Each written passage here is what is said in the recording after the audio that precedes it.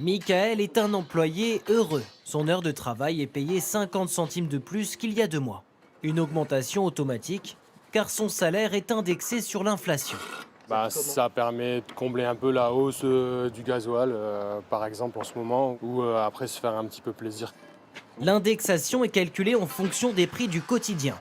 L'électricité, les loyers, les courses ou la santé. Le tabac, l'alcool ou les carburants sont exclus. À partir de 2% d'inflation, les salaires augmentent eux aussi de 2%. Pour le patron, ces 5 salariés coûtent plus cher aujourd'hui. La hausse entre mars et avril 2022, en salaire, je suis à une hausse rien que pour les salaires de 460 €. Et si on met les cotisations avec, je suis à 785 €. Pour ce chantier, le devis a été établi il y a 6 mois, impossible d'augmenter le tarif. D'autant que les dépenses s'ajoutent. La hausse des matériaux, la hausse des carburants, la pénurie, ça, à la fin du mois, c'est compliqué à gérer pour une petite entreprise comme nous, quoi. Un système qui ne fait pas l'unanimité non plus du côté des salariés. Certains ne voient pas vraiment la différence. Ils augmentent un petit peu et les prix augmentent beaucoup. Il faudrait peut-être veiller à contenir les coûts plutôt qu'à chaque fois d'indexer les salaires. Un dispositif qui a un autre inconvénient pour les entreprises. Elles sont parfois obligées d'augmenter les prix de leurs produits. Des hausses de tarifs qui les rendent moins compétitifs face à leurs voisins européens. En Belgique, l'inflation s'élève à plus de 8%, un niveau jamais vu depuis 40 ans. C'était une piste, c'est désormais une certitude, confirmée aujourd'hui par le porte-parole du gouvernement. Les minima sociaux vont être prochainement augmentés et les boucliers tarifaires, notamment sur l'énergie, vont être prolongés au-delà de l'été. Tous les détails avec Noé Gandillot, Serge Joux et Justine Cassard. C'est un nouveau coup de pouce pour les prestations sociales.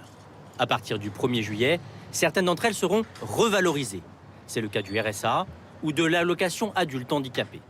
Cela concerne 3 850 000 allocataires du revenu de solidarité active et 1 200 000 personnes handicapées. Le montant, lui, reste à préciser. Objectif, compenser en partie l'inflation. Ce sera la deuxième hausse de l'année.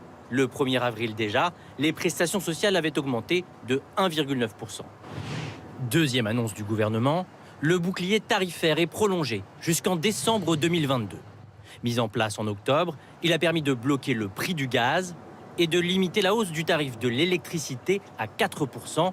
Sans le bouclier, l'augmentation aurait pu atteindre 40%. Une facture d'électricité de 100 € a donc été contenue à 104 € contre 140 sans ce mécanisme. C'est une bonne chose, oui. Oui, bien sûr.